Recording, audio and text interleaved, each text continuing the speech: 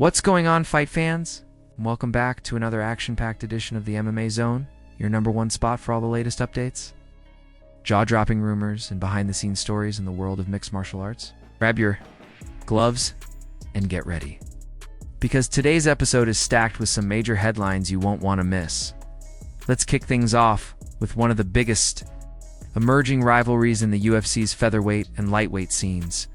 Arman Tsarukyan throws shade at Ilia Topuria, pointing out a glaring hole in the champion's resume.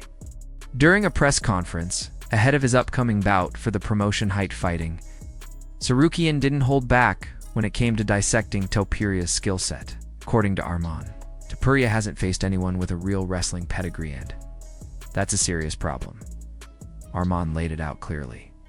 While he acknowledged Ilia's standout striking abilities, calling him a hard hitter with precise timing and an impressive fight IQ, he also made a bold claim. Ilia gets tired in the clinch and struggles when dealing with pressure from high-level wrestlers. Tsarukyan added that guys like himself and Islam Makhachev would expose those weaknesses. Here's what he said. Ilia's got great boxing, he's patient, he doesn't rush in recklessly, and he waits for the right moment. That's rare. Most fighters panic when they get hit. Not him. He keeps his cool. That's a mark of a smart fighter. But he's got weaknesses too. When he's in the clinch, he starts fading. That's where I'll take away his power. Let's be real, he hasn't fought top wrestlers. Bryce Mitchell was the only one, and Ilia just took him down and held him. But Bryce isn't at a championship level. Islam and I are different. You can take him down, control him, and expose that hole in his game. It's a bold claim from Tsarukyan, one that fans are already debating online. Do you agree with? Arman, has Ilia Topuria truly been tested against elite wrestlers yet? Let us know your thoughts in the comments down below. Next up, Nate Diaz is back in the headlines, and he's calling out Ilia Topuria and Conor McGregor in one breath. Stockton slap legend recently sat down for an interview and dropped a couple of bombshells. When asked who he wants to fight, Nate made it clear. It's either McGregor or Topuria. If I could fight anybody right now, Nate said, it would be Conor McGregor. There ain't really nobody else. I'd love to see him come back and remind everyone why he's great. Not that he has to, but it'd be cool to see. And then there's that little guy Ilia Topuria. He's doing a good job, man.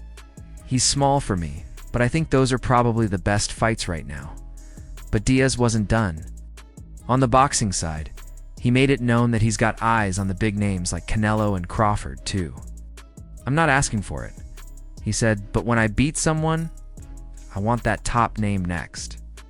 That's my plan. With all due respect, it's vintage Diaz energy, and fans can't get enough. Now let's talk about a truly historic moment in the making. Dana White is teasing what could be the most iconic UFC event of all time. A UFC card held at the White House. That's right.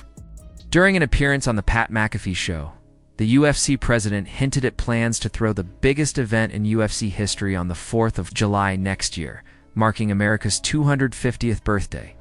According to Dana, imagine the Vegas Sphere card, but on steroids? He's envisioning a fight night so massive that it would shake the very foundations of the sport. If we don't do Jon Jones and Conor McGregor on the same card, plus a stack of other big fights, then we're not doing it right, he said. This is a one-of-one event. Nothing like this will ever happen again. White later doubled down on the hype during an interview with Barstool Sports' Robbie Fox, calling it the greatest UFC card of all time. He made it clear, we'll blow the doors off this thing. As expected, fighters are already lining up for a spot on the historic card. On the Overdogs podcast, Mike Perry made his pitch loud and clear. He wants to throw down with Conor McGregor on the White House card. Now that would be a war.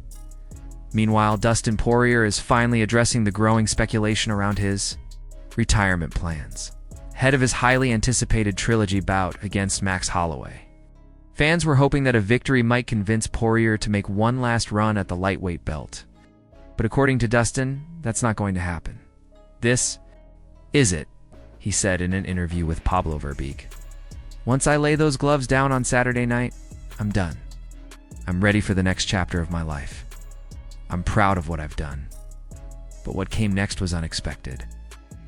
In a conversation with Shaquille Madri, Poirier revealed he might get on testosterone replacement therapy after retirement. "I've been tested for my entire career," he said. "They don't even give us the results, just tell us we're clean. Once I'm out of the testing pool, maybe I'll check my levels. If they're low, maybe I'll do it." Could he re-enter the testing pool later and make a comeback? Sure, but for now, Poirier sounds like a man ready to move on. And speaking of legends, Daniel Cormier is making the case that Tom Aspinall needs John Jones for his legacy to be complete. While Mighty Mouse Johnson believes Tom's legacy stands on its own, DC disagrees. He explained it on Johnson's YouTube channel, saying, "The Lionel Championship breaks if John never fights Tom. Francis left, Jones took the belt, and now Tom's champ, but he never got to beat the guy. It leaves a gap in the lineage." According to DC, Jones is avoiding the fight because he doesn't want to put in the hard work anymore. Fans are split, but one thing's clear. This is the fight fans desperately want to see. Next, let's check in on Patricio Pitbull, who is looking to bounce back in a major way after a disappointing UFC debut. This weekend, he's facing Dan Ige at UFC 318 and is eager to prove himself. In an interview with Ariel Helwani, Pitbull admitted that his debut loss to Yair Rodriguez was due to a tactical miscalculation. "I was too calm. In Bellator, I was used to 25-minute title fights. I didn't adjust to the 3-round format.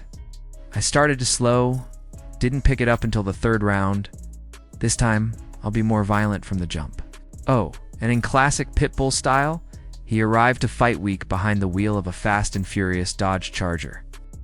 Let's see if his performance is as fast and furious as his ride, as UFC 318 draws closer. We've also got some official UFC updates to cover. First up, a brand new card has been announced for Perth, Australia, taking place on September 28th, September 27th in the US. No headliner announced yet, but you can expect some major names. Also, UFC just signed 2 Polish prospects, Robert Ralla and Jakub Wiklak. Dustin Poirier, who trained with Ralla, had high praise. He's got great striking, crazy cardio, and a good heart. He's going to be a problem for a lot of guys. And another housekeeping news. Max Holloway has finally been removed from the featherweight rankings after confirming he's moving up. Max said it didn't make sense for him to still be listed at 145. And now the change is official. On a different note, Jairzinho Rozenstruik has booked his first title fight outside the UFC, signing with Dirty Boxing after parting ways with the promotion. He picked up a win in his Dirty Boxing debut and will now face Rob Perez for the heavyweight title on August 29th in Miami. Now, onto a huge development. Conor McGregor is reportedly back in the USADA testing pool. BKFC's David Feldman confirmed the news during an appearance on the Ariel Helwani show. According to Feldman, Conor plans to finish his final 2 UFC fights, one likely on the White House card, and then hit free agency. This could open the door to huge offers from other promotions. Many believe the UFC delayed Conor's return to prevent him from going to free agency. Had his peak value. But now, Conor seems more motivated than ever. And finally, Bryce Mitchell shared a bizarre and tense encounter in Abu Dhabi. Apparently, after leaving the shower and heading into the changing room, he unintentionally offended 6 Muslim men by walking in unclothed. Bryce said he apologized profusely, but genuinely feared things might get physical. Thankfully, TJ Brown showed up at the right time and helped defuse the situation. And last but not least, Sean Strickland and Chris Curtis have been fined after storming the cage at a recent Tough Enough event. The pair attacked a fighter who defeated their teammate in a moment reminiscent of the Strikeforce brawl. Curtis told Ariel Helwani that he's paid the price literally with fines handed down by the Nevada Commission. He accepted responsibility and said, "You mess up, you pay up." And there you have it. Another wild week in the MMA world. We'll be back tomorrow with more fight news, call-outs, drama, and knockouts. If you enjoyed this update, hit that like button, subscribe to MMA Zone, and turn on notifications, so you'll never miss another beat in the fight game. Till next time, stay sharp, fight fans.